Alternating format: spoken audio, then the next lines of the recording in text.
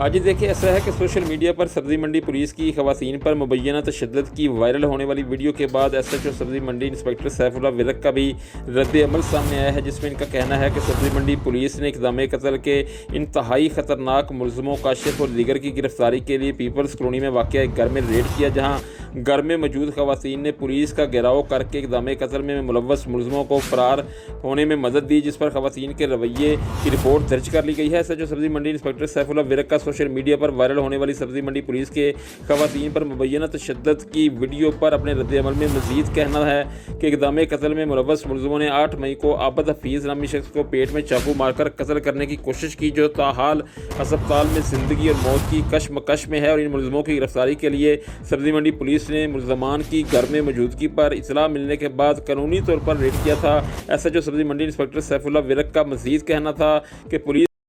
में मौजूद इन पर किसी भी तशद्दुद